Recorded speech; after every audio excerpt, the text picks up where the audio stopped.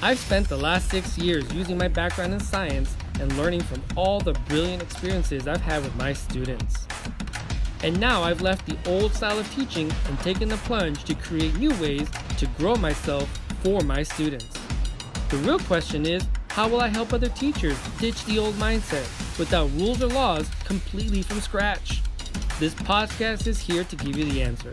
Join me and follow along as I learn, apply, and share real tested classroom strategies to grow my abilities and strengths using only today's best practices. My name is Juan Campos, and welcome to Seal It With a Smile, Self-Driven Radio.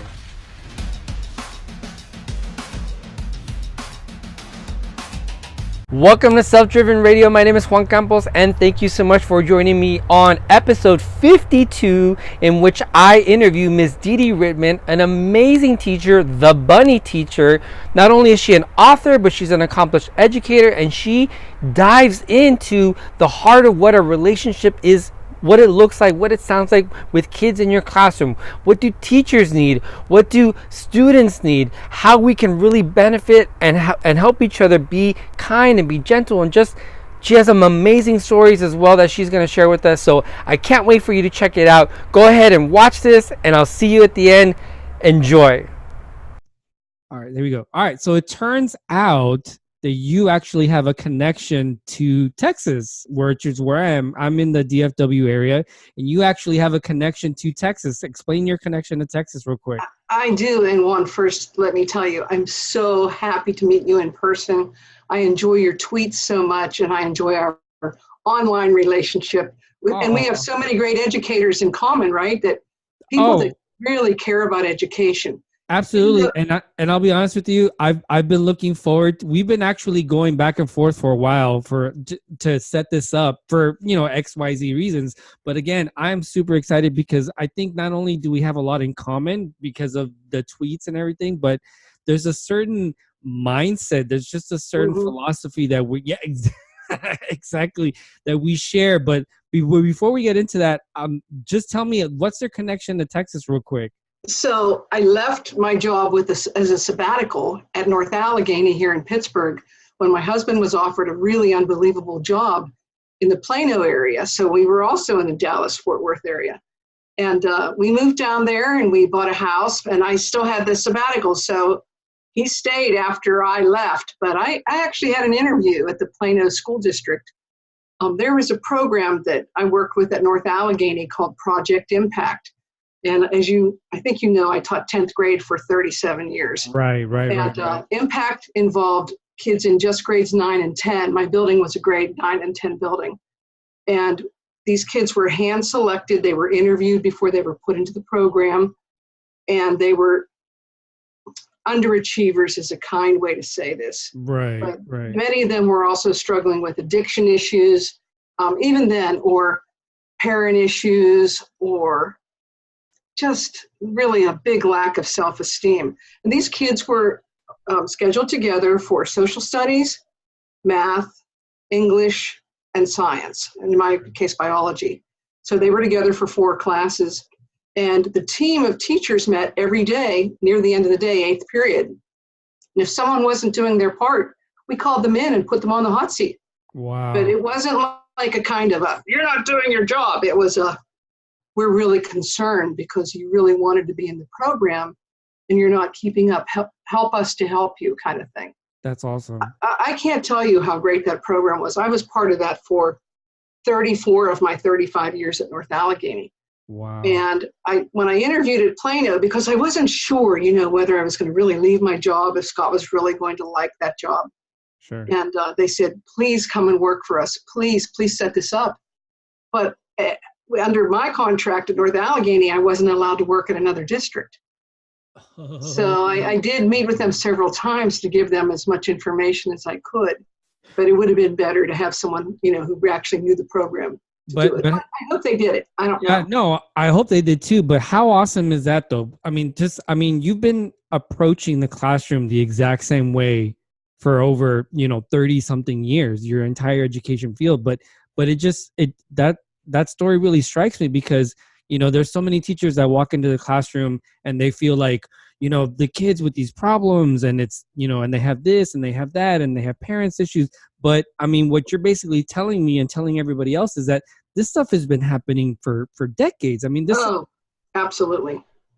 Even when I student taught, which was a long time ago, 1974, there were kids with huge problems, drinking and marijuana even then. And,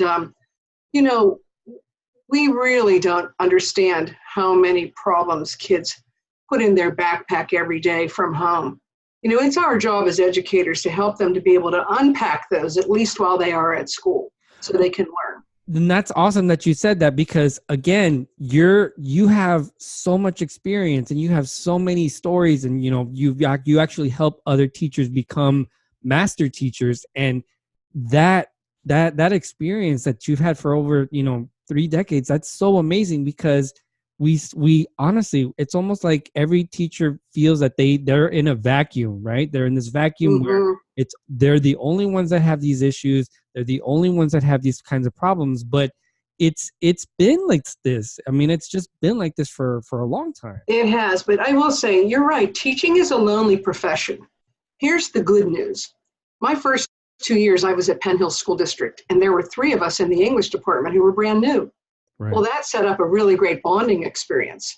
And there was one gal that was only there 1 year. So the 4 of us worked together, and we had, X amount of units, and it was a huge school, 2,750 kids in 2 grades. Wow. The building was 6.5 acres.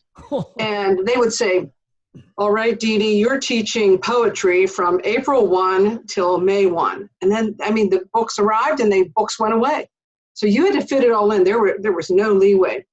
So the 4 of us actually worked together and put units together so that no one had to do the work of all 8 units. Right. It was really wonderful. Right. And that kind of a sharing experience, when I started at North Allegheny, my 2 years at Penn Hills were each 1 year. And then they gave me a retro contract, and then they laid me off. What? So, that's how it is in education. I was going to say teacher layoffs. Yes. But then I got a 1-year job at North Allegheny, which turned into the rest of my career, which would have been more than 37 years if I hadn't had to retire when my husband was dying of cancer. Right. Honestly, I would have stayed 40. But when I went to North Allegheny, I said to the English department, well, who shares here? What do we share? This is all new to me, except Julius Caesar. And they looked at me like I was from Mars. And I said, well, you know what? I'm going to create some really great things. And I'm going to invite you to come into my room and take a copy of each thing. Back then it was ditto machine stuff, Right. And so just that small gesture, and when this, one person really can make a huge difference. Absolutely, 100%. That one gesture of sharing turned my department into the most sharing department of all. Isn't that something? Isn't it? Isn't that something? But that goes to your point, when we model what we want to see in the world. And I know for a lot of people and a lot of teachers, they're just like, it's cynical and it's cheesy and maybe it's not true, but it is absolutely true. It's real. It is. It is very real, not only for your students, but like what you're saying, for other teachers as well. What was so funny, then this happened year after year, because my school district was so large, we had so many student teachers, which is really what prompted me to write the student teaching book. But 1, 2, 5 years after kids were student teachers, they would send me a letter, Dede, help, I just got a new job at this district and they have your same book. Can you send me your stuff? I'd say, yes, what do you want? All of it. And I would send, big, thick files of stuff, a copy of everything. And I had to always laugh because I'd say, well, now my stuff's in, Canada. Now my stuff's in Philadelphia. Now my stuff's in California. But it's a great thing. And I tried to make really great materials for my students, as I'm sure you do too, that were, interactive and challenging, yet fun, and I'll give you a quick example of that. When I taught at the beginning at North Allegheny, it was a short story by Roald Dahl. Everybody knows him, Charlie and the Chocolate Factory. Oh, yeah. But it's called Lamb to the Slaughter. And it's about, do you know it? It's a mystery. It's about a woman whose husband is a policeman, and she Really? kills him by hitting him over the head with the frozen leg of lamb. Oh, it's a wonderful little story. And so instead of making and this is for my kids who really had challenges, instead of just making like a worksheet, I made detective sheet, detective's name, what clues could you find, and then draw the leg of lamb, draw the position of the body. And I mean, it was almost like a little experience of being a policeman, And oh my gosh, the kids love this. And if they had a problem or they were in pairs, they could talk. Everybody was on task the whole time. That's awesome. And I love that kind of learning. And then we had a lot of fun because I can only draw stick people. And they would say, Miss Rittman, you draw the leg of lamb. And I would say, it will be a stick leg of lamb.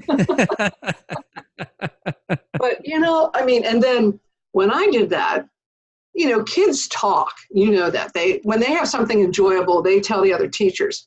Absolutely. Well, suddenly I had other people deciding that they were going to teach that story. Dede, may I use the thing that you made? I went, sure, my worksheet's for everyone. So it was a lot of fun. That's awesome. But most importantly, I think that you saw the need to engage your students. That you know what? But you have a passion for it, right? Because you just kind of let yourself express yourself. You said, I have this thing. I think it's great. Let me find a way to incorporate it. Let me share my passion. Let me share what it is that I like. I mean, how important is it, do you feel, to be yourself in the classroom? I mean, how important is it to just say, you know what? There's some things that I'm really passionate about, and I want to share with my students. I mean, why do you think? I did that every day. There you go. I did. Anybody who's been a teacher for more than 5 days knows the kids can see right through to a fake. So you have to be who you are. You really must. And I will tell you, the kids, when my husband got diagnosed with stage 4 colon cancer in 2009, December, right. I missed 2 weeks of school before Christmas. And one of the teachers sent home, all the kids wrote us cards and notes. Wow. And when I came back, I said, kids, I have never had my cell phone on ever since cell phones came out. But I need to leave my cell phone on because my husband is at home alone while I'm here, except for the visiting nurse occasionally. So is that all right with you? And they were like, of course it is. And if he calls, you better, be quiet to us and you better pick it up. So, you get what you give, Oh, I love that. Absolutely. I mean, they were so wonderful. But, it's about trust. And I always expect the best out of everyone. And if I don't get it, I ask them why. I mean, I had kids in the past who were just, sloughing off stuff. Oh, this isn't important. And I would actually call them out and say, hey, I need to see you after class. And I would start out with, how much I care about you as a person, right? I love that. And they would say, yes. And I would say, well, why are you hurting yourself? What's going on? Once again, I would always say, help me to help you. Yes. And finally, I had a girl who broke down, and she said, and I had many kids who broke down, but she said, Miss Rittman, no one's allowed to know this, but my parents are getting a divorce. And I said, oh, I'm so sorry.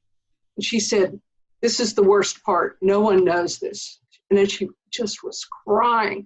She said, I have to stay at mom's Monday, dad Tuesday, mom Wednesday, dad Thursday. Now, think about how hard it is for even us as adults to stay organized in our day-to-day lives. Exactly. And they were using her as a pawn in their divorce. Yeah. And she said, that's why I never have my book. I never have my assignment.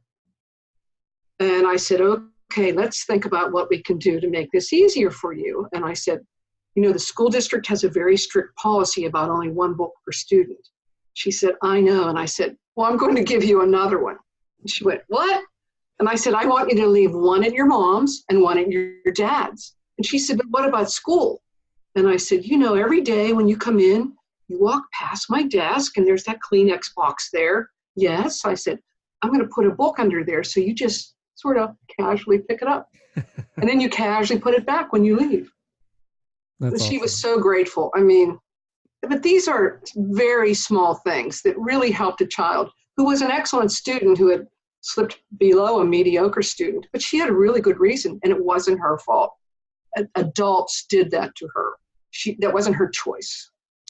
And I love that you said that, because honestly, they're kids. Even as big as they might look, or as mature as they might look, or as mature as they think they look or they sound, at the end of the day, they're still children. I mean, even my seniors. I mean, I can't even tell you how many seniors I can actually make happy with the sticker. Like, honestly, if I put... I'm so with you. Look, right here, sitting right here, is this bunny stamp. See, it has a little heart. It's giving a little kiss there. Right. This is left over from my days at school, and I still use it when I send sympathy cards and when I send notes to friends who are ill and so on. But I would walk around the classroom with that bunny stamp pad while kids were taking a little quiz, and they'd be struggling, and I would help them. I would they would say, "On my hand, please," and they would want the bunny stamp on their hand. So, I mean, it's so bizarre. And, I called my students my bunnies, for real. Yes. Because I loved them so much. They were my sweetheart bunnies. And one year, kids actually got me a live rabbit for my birthday. And I had Dede Rittman for 12 years. Right. So that's how the book of Grady Gets Glasses came to be, that Grady is a rabbit. So very crazy. But I love the kids. This is what I miss the most about teaching. I loved having my own classroom. I love those. It's all about relationships, and you know that. 100%. Positive relationships with kids. You can get kids to do anything if they trust you and you trust them. So how does one gain that trust? Because you're absolutely right. And I think most seasoned teachers know this, but how do you build that trust? I mean, if you're new to the classroom, if you're someone who just like, I try and I'm not succeeding, how do you build that trust? Where does that trust come from? What is the foundation that teachers can use to build that trust? What a great question. I would have to say it starts by your being real as the teacher, and that you have to draw the line that you are the teacher. One of the worst things that happens is that new teachers think that the kids should be their friends, just like parents sometimes think that they are their friends of their children. But you have to draw that line. And, I had kids who were inappropriate sometimes that I had to say, this really is not okay. This is not what our relationship is. I care for you. I am here for you, but I am not your friend. I am still your teacher. Right. But you have to do it in that compassionate way. You have to show them. I think that one of the most important things that any kid ever said to me, and I'm so sad that this boy committed suicide shortly after my husband died, but he said, Miss Rittman, you are the best teacher I ever had. Do you know why? And I said, no, but if you are willing to tell me, I would really appreciate that. And he said, because you never forgot what it felt like to be a kid. Wow. Is that awesome? Wow. And I said to him, you know what? I guess I didn't. Because even though I know there are no food rules in some schools and so on, remember, I was there a long time ago. I would have bubble gums, for quizzes. I would throw everyone a bubble gum. And during a big test, I would have those dum-dum lollipops. I would have them in a giant pretzel container, although I called them Smart Smarts. Right. Because I read this article about kids learn better when they have something to chew on or something in their mouths. And I did a little informal survey, and the kids' grades went up when I gave a lollipop. Oh, I believe it. 100%. 100%. Because you're keeping them busy, right? With something, and then lets them kind of focus, especially when you have your kids with a little bit of tension issues. Absolutely. That makes total sense. 100%.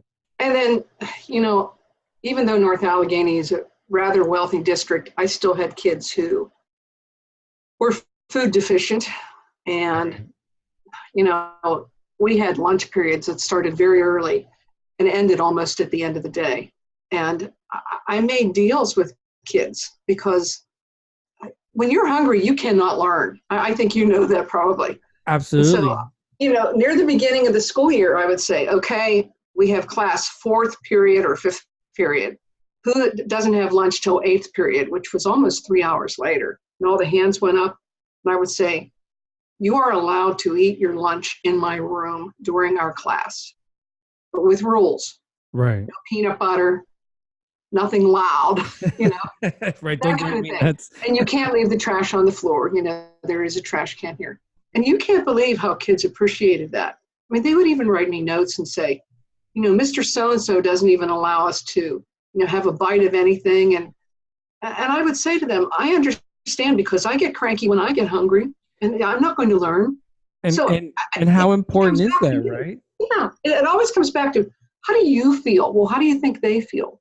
Mm. It's that lesson from Atticus Finch in To Kill a Mockingbird. You never really understand a man until you're in his shoes. Absolutely. So I would always put myself in their shoes. That empathy, though, is so critical. And that goes back to what you were saying about gaining trust and about being real, because I think there is this really, there's a perception saying that, well, the kids should meet me here. They should be like this, because when you come in and if you don't know X, Y, and Z, or if you're not meeting me here, well, then there's something wrong with you. But like you're saying, there are certain just biological needs that some kids aren't met. And you can't teach someone that's hungry. I mean, that's just, and that's not even like a kid thing. That's just a human thing. I mean, Right. you have, that goes back to Maslow's before it blooms and all that kind of stuff, which, we can talk about a little bit, but just the idea of, hey, that misbehavior may not be misbehavior. That might actually be a hungry kid. And maybe, oh, you're frozen. There you go. Okay. That kid may not be, that misbehavior may not be misbehavior at all. It might just be a hungry kid. And let me just give them the snack or give them the lollipop or let them eat their lunch or whatever. Take care of that need for the moment. And then we can regroup and come back and do what we need to do. I had so many students you're like frozen. Is our internet connection okay? I think I'm good. Are you good? Mine just came across, it said unstable internet connection. Oh, really? Oh. Yes, but I'm here next to everything, so I don't know. Yeah. No, I mean, we're good. Okay. You haven't frozen at all, so. Okay, that's good. Yeah. I had students who had really, they were in a low economic class, and they didn't always have enough food at home. Right. So I would buy little cans, those little cans of peaches and applesauce, and I would have crackers and so on. And sometimes they would run in before the class started and say, I missed dinner. I didn't have breakfast. And I'd say, look in the closet. And they would get a thing of peaches. They were always just so appreciative. And that's so small. And of course it cost me a little money, but who cares, I got the best out of them because they ate a small tin of peaches, Love that. I love that. But you're right. There were people in my school who were, I'm not going to smile until Christmas, that kind of thing. Oh, that is such malarkey. Or unless the kids do this, this, and this. And I would say to them, many of our kids don't know how to do that yet. I mean, part of our impact program, and this is so wonderful, and I actually do webinars on this all around. I mean, I'll do them for anywhere. I'll see schools. They are on the internet.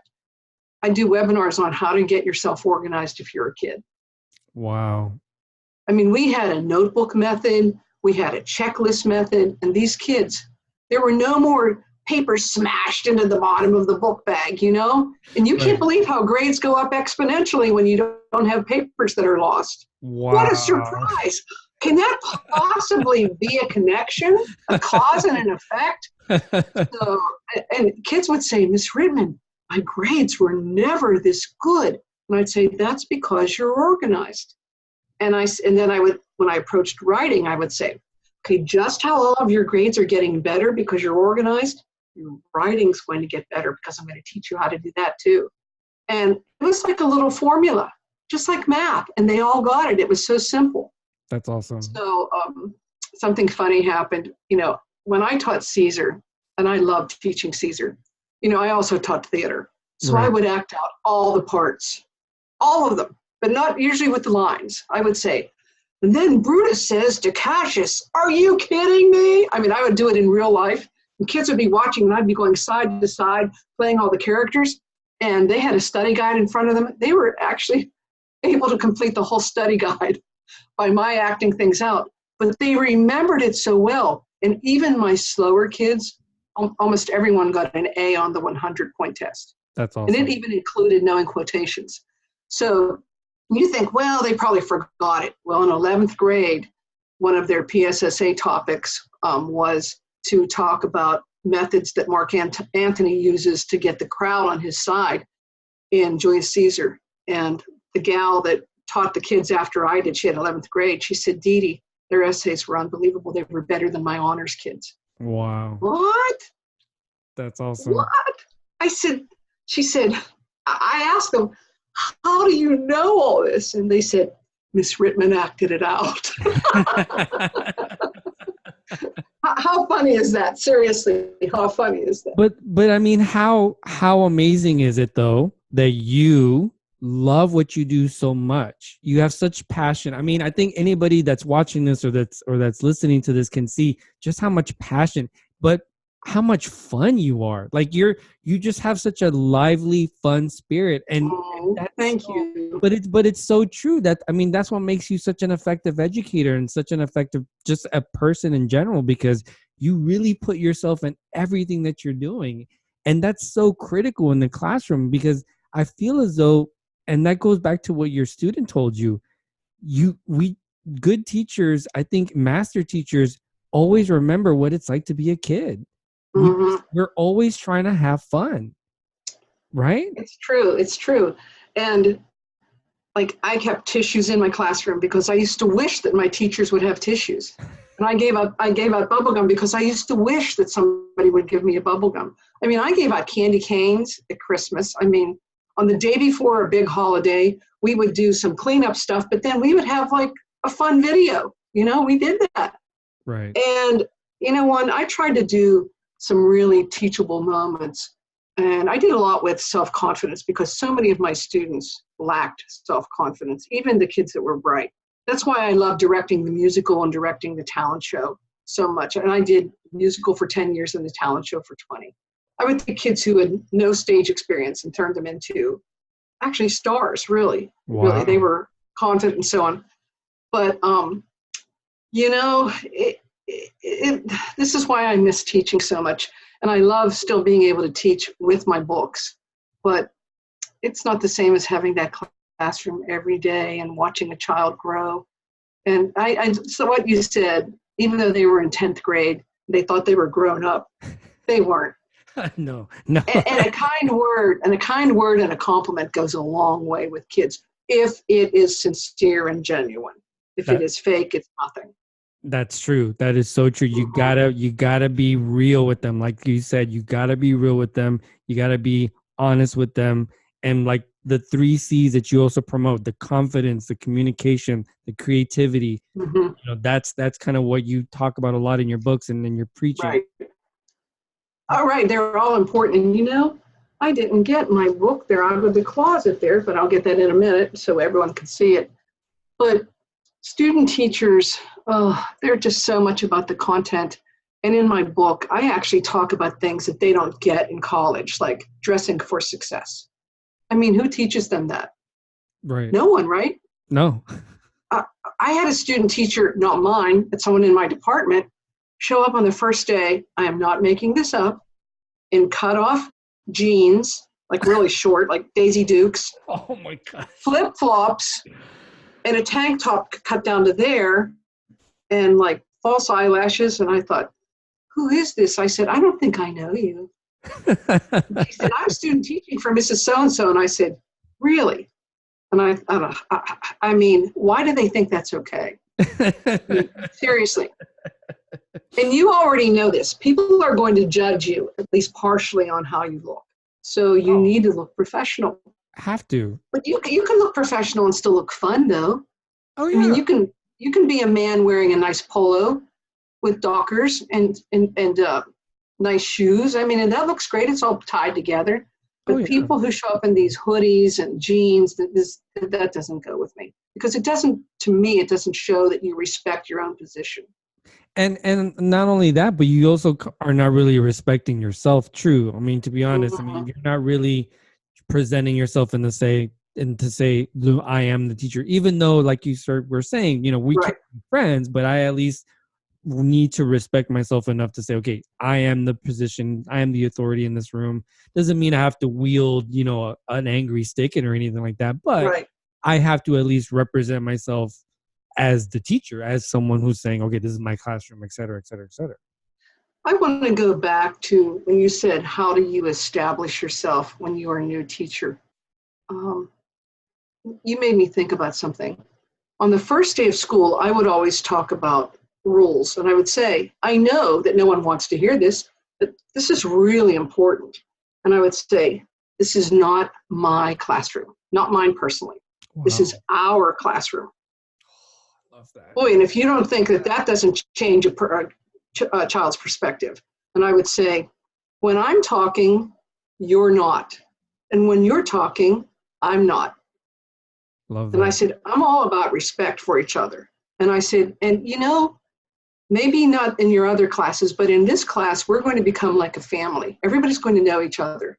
I'm going to change your seats around, and you're going to work with lots of new people so that you get to have a lot of friends in this class. Because I want our classroom to be somewhere that you want to come. That's Kids were awesome. almost never late from my classroom. Seriously, almost never. And if they were late, they were apologetic and they had a reason. And that goes somewhere with me. I mean, that has some real credence. But perhaps the most beautiful story, and I might even cry because I cry every time I tell it. In my theater class, I had so many great kids that took my class. It was so much fun. But there weren't that many classes for the special needs kids to take. So Right. my theater class became a favorite. I'm saying that instead of a dumping ground, Mm. because, in some cases, that's what some people said. I never looked at it that way. Good. But one year I had 17 gifted and 3 really specials, like Downs and other things that were pretty major challenges. Sure. So on the first day of the class, and the gifted kids all seemed to know each other, and the 3, and they were all very tiny kids. 3 little kids were sort of intimidated. And I stood up and introduced myself, and I said, in our classroom, we care for each other like a family cares for each other. And everyone here has something to teach everyone here. And everybody looked, and I said, and everyone here is going to learn something from everyone here. So I'm going to ask you to extend yourselves. Instead of saying, oh, Sarah, you always want to work with Brad. Choose someone else. Enlarge your circle. Right. Well, those kids took that to heart so much. I ended up calling every parent as a good phone call to say how much their child had extended themselves to the kids with special needs. Wow. I mean, it was so beautiful. And the kids with the special needs, for the first time, felt like they belonged in the regular classroom. And I called their parents, and I cried on every phone call because it was really remarkable. Absolutely. And one boy who's in that class who's now a major newscaster, but I completed his form for him to go to Boston College, and I talked about the way he approached the special needs kids and how special he was with them. He That's sure awesome. got in a hurry. But And isn't that a great story? that's an amazing story. But I think part of the reason why it worked was because you were willing to say, hey, we're all the same here. We're all the same. We're going to learn from each other. This is going to be a shared experience that we're all going to benefit from.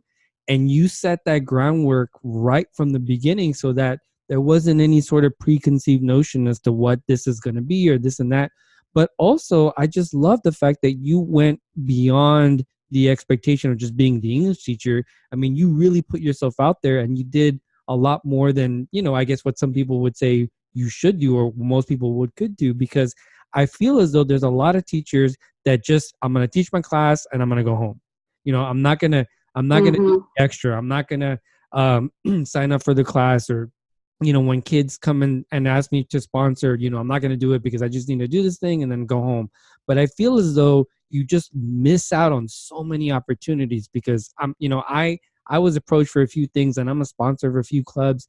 And I'll be honest with you, I get to work with kids that I don't normally get to work with. Right. And it just, it's a joy. it is a joy, and it's not a chore. It's just actually something else that enhances my classroom experience as well. And that's pretty much from what it sounds like you got through the theater as well, right? Well, you practically just regave my retirement speech.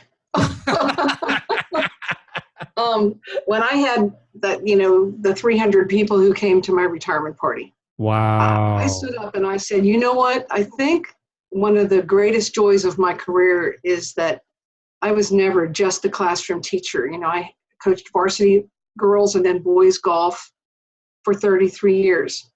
I served on the WPIL governing board for sports for 38 years. Oh my gosh. I said I directed the musical for 10 years, the talent show for 20, served on the North Allegheny Foundation. I said, all of these experiences let me meet kids that I would never have met. And it changed me and made me a better teacher because your relationship with students, like I only had 12 kids on the golf team. And I got to know those kids really, really well. I mean, we spent a lot of time together every day for 3 months. Oh, yeah. And same with the musical. I usually had over 100 kids in the show. And then I would recruit from my classes and so on, costumes committee, makeup committee, props, and all that stuff. So usually I would have around 300 kids involved in that. I ended up pretty much knowing about the whole school. And in the talent show, this is actually so wonderful. One of my young men who I had in my final talent show, he's on the autism spectrum.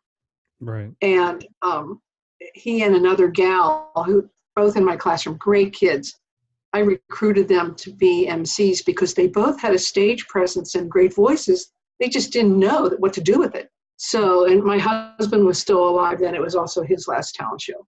And we both worked with them. They were so wonderful.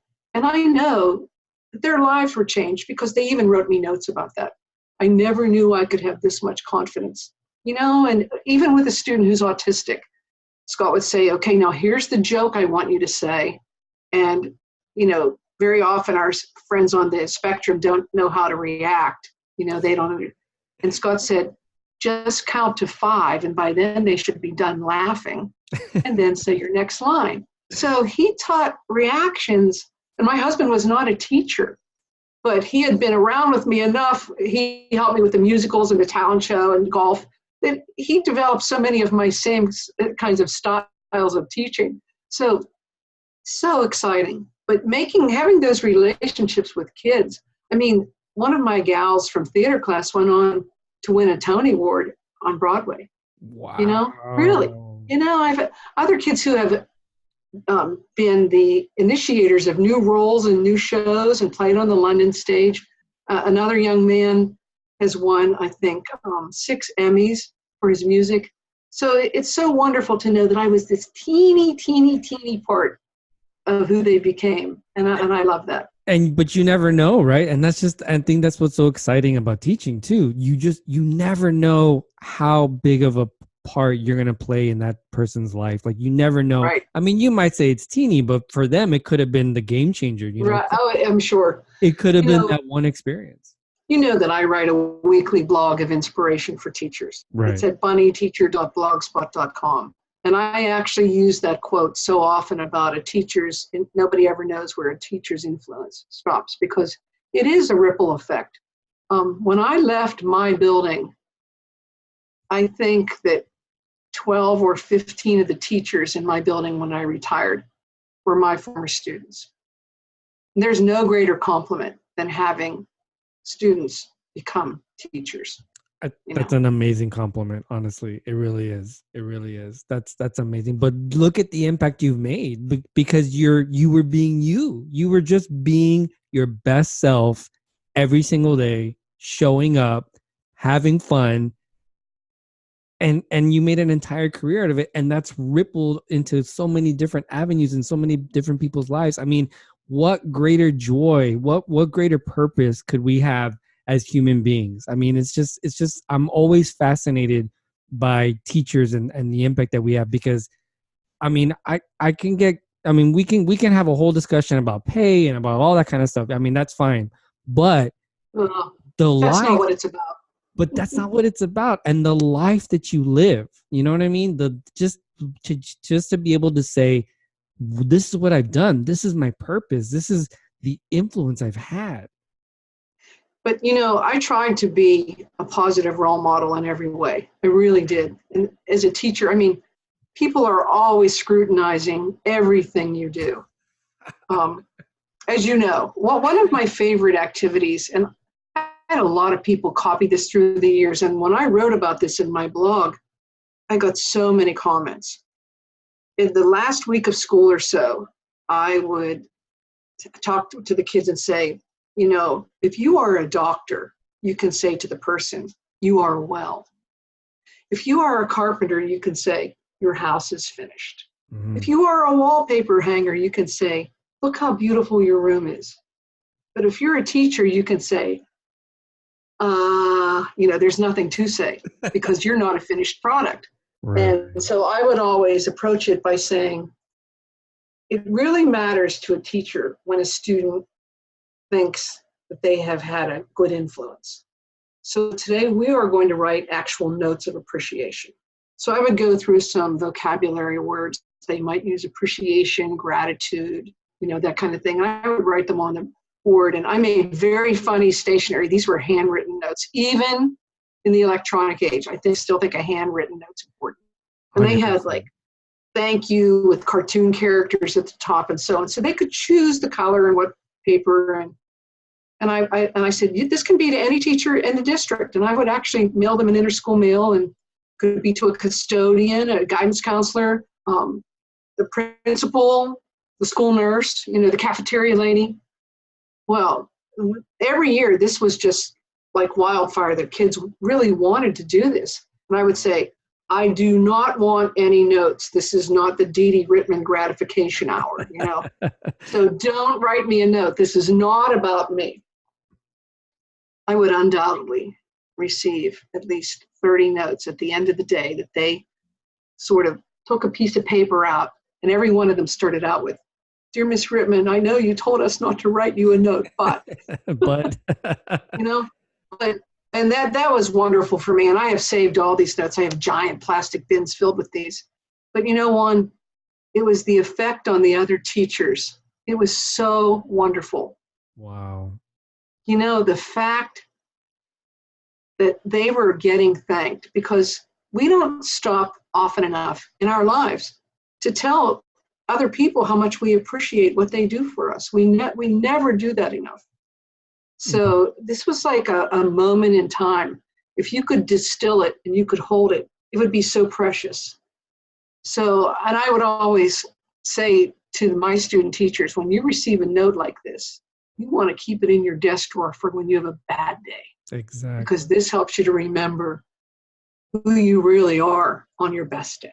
Absolutely. That's amazing. So it's a great activity. And it's an activity that's not limited to a content area. I mean, anybody can do this kind of stuff. And I think it's important for people to understand that this isn't just, the English teacher or the literature teacher. No, this is anybody can do this at any point in time. I mean, I have a biology teacher who teaches freshmen. She did this with her class. And like you said, the impact is so just across the board, not only for the student, but, sometimes we need to get out of our own heads, honestly. We need to get out of our own heads, especially when you're a kid. You got to see more than beyond, your needs and everything else. We also, at my school, we were so about the kids. We started a Your Special Delivery, and that is YOU''RE, you are special delivery. And it was just a little note card, and these were in the mailroom, and the teacher could write a note. It could be something small. Dear Mr. and Mrs. Smith, I saw Billy today help a student who had dropped his entire lunch tray. You have an exceptional young man with good manners. And then the student council kids would address them and they would be sent out. Well, I can't tell you how much those little cards meant to kids, especially, I mean, for my kids who were struggling.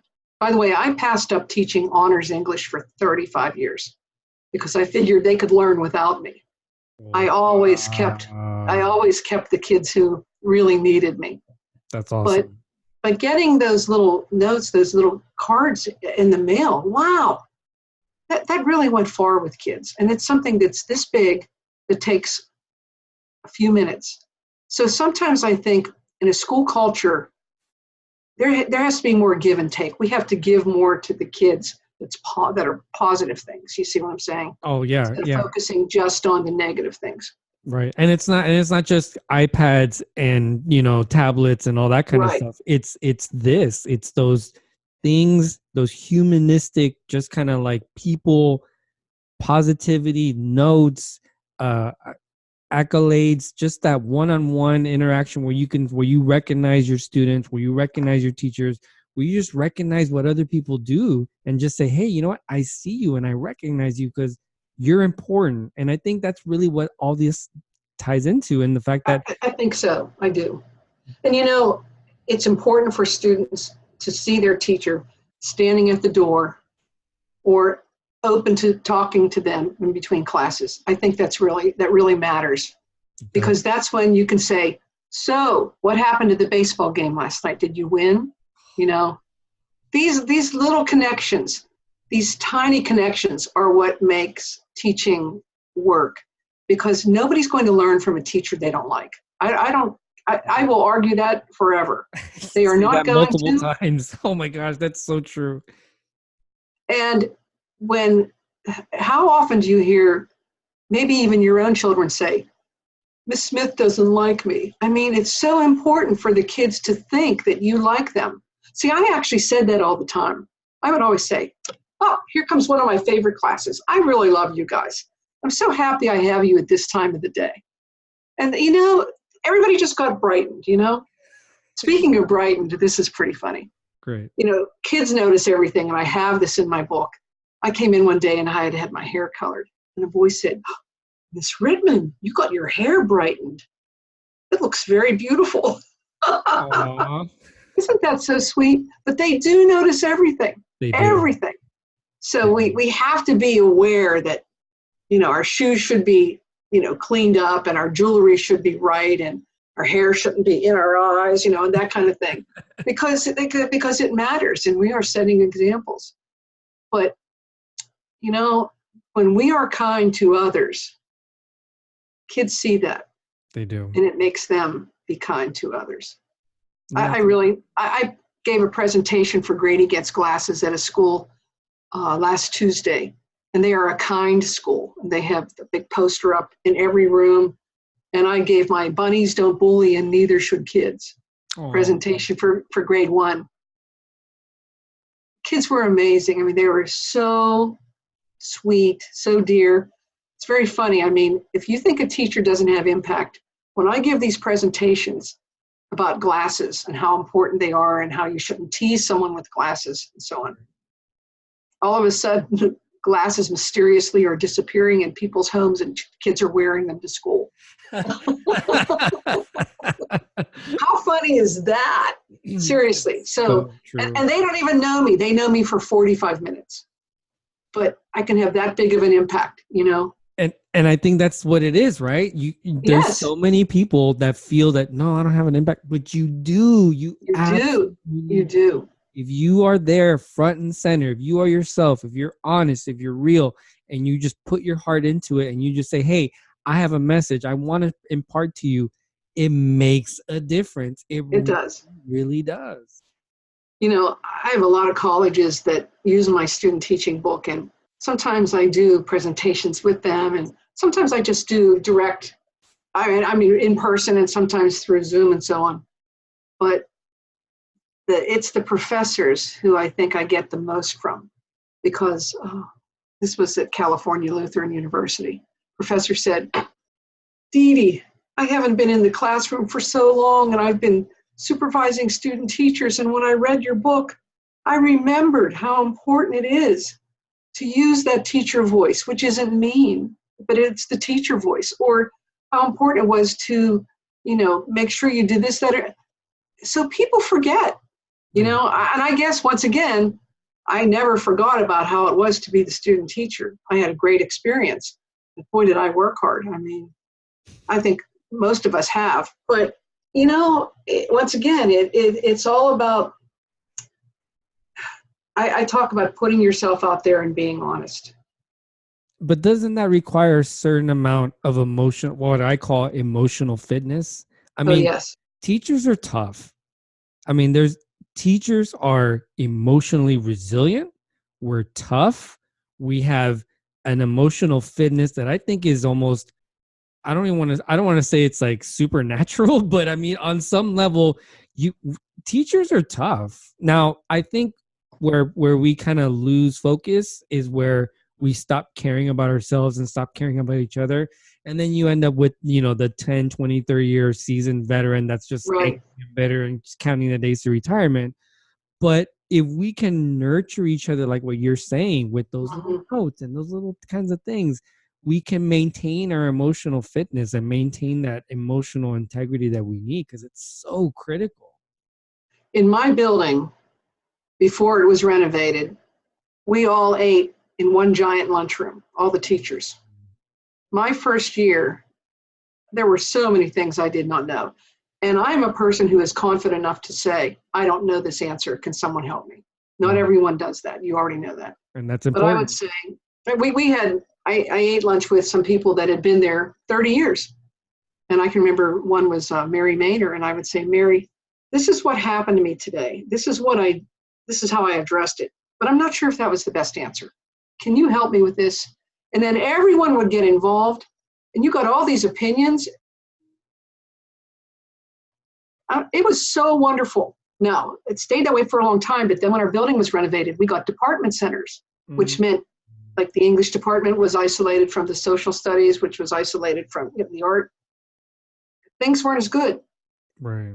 They definitely weren't. And we still had a core group of us who still met in the lunchroom because we wanted that camaraderie. Right. But, for 30 of the 35 years I was at North Allegheny, I planned every Christmas party. I planned end of the year picnics. I planned the baby showers. We would have like fifth period lunches, and we would bake hams. I mean, these were big deals. And a friend of mine and I would write hilarious entertainment. I mean, I recently read through these. It took me hours, but we would sort of have the year in review of the funniest things that happened. And we would give awards. And we were so close as a faculty. Right. Even now, when something happens, like I have an email list of 400 retired people from North Allegheny. Wow. And like I sent out an email last night, one of our friends passed from Alzheimer's, and there is a memorial service. And I keep everyone on the same page. And I still get back all these, Dede, thanks a million for keeping us all together. We had such a great friendship all those years. But you know what, Juan? My school building, when I go in there now, I don't know anybody, and they don't act that way anymore.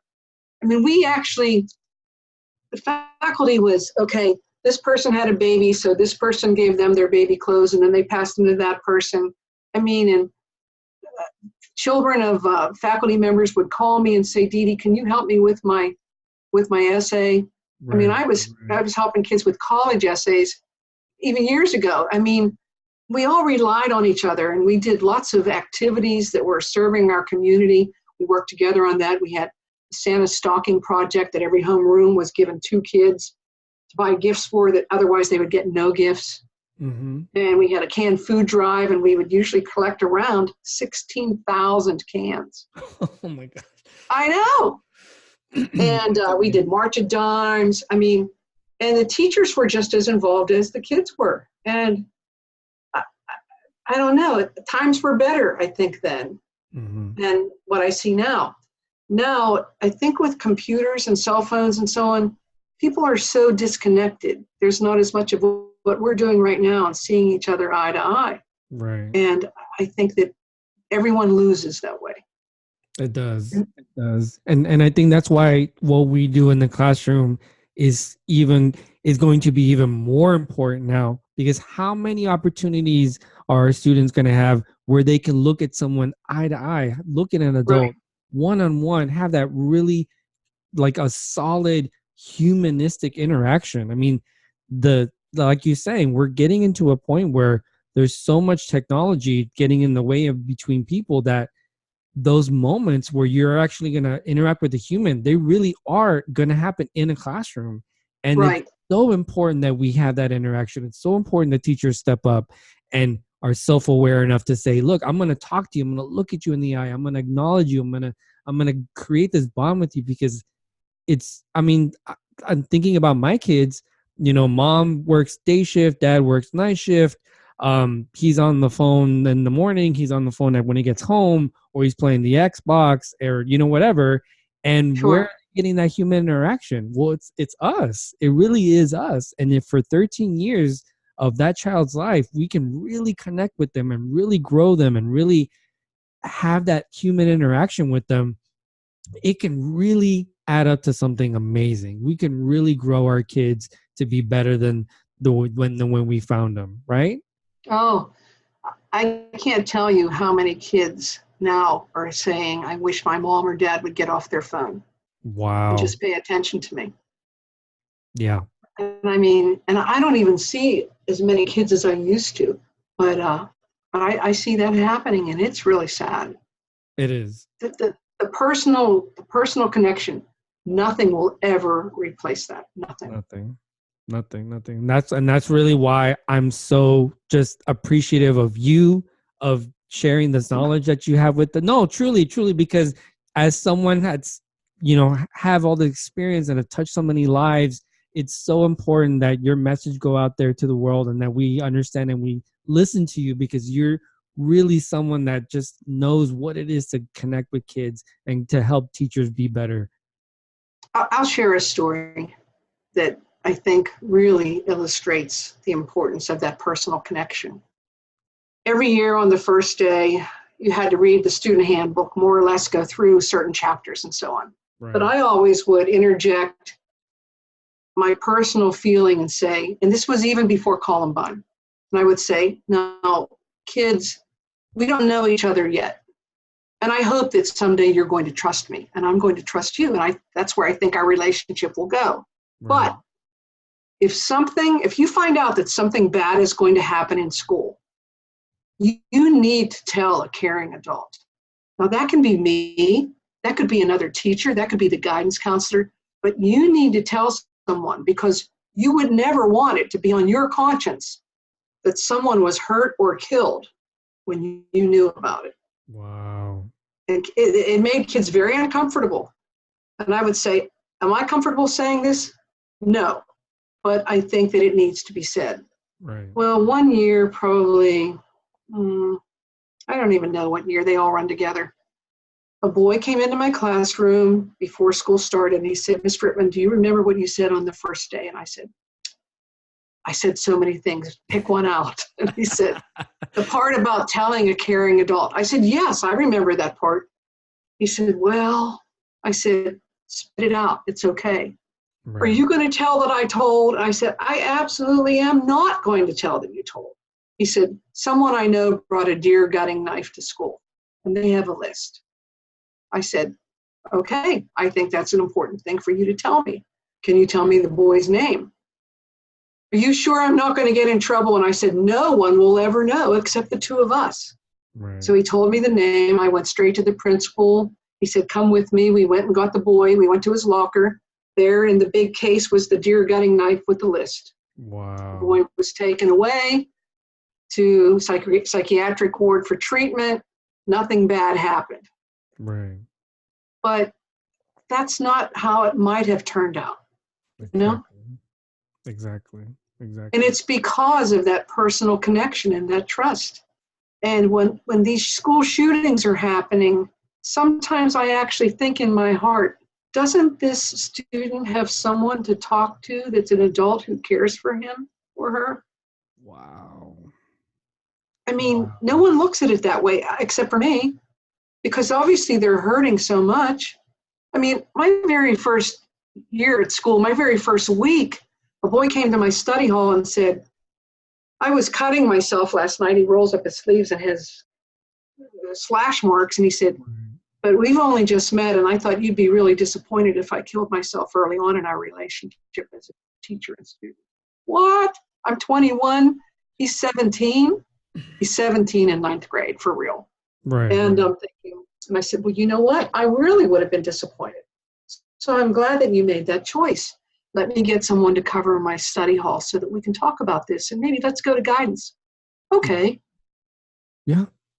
That's it. That's all it is.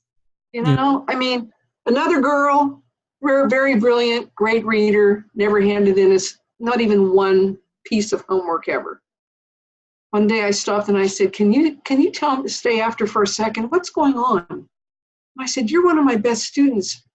She said, well, I can't do my homework because when my mother leaves, I have to pick up my sister.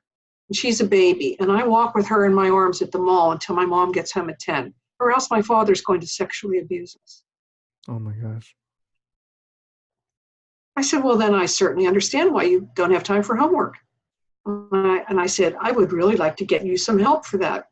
Oh, I don't know. I don't think I'm supposed to tell anyone. I said, you know what? I bet you're not supposed to, but I bet it feels better that you just did. She said, it does. And I said, come on, let's go down. I'll go with you. I'll help you. Awesome. This is not brain surgery. No. This is simple caring about another person's feelings. And really, I really think that that's why my career was so good.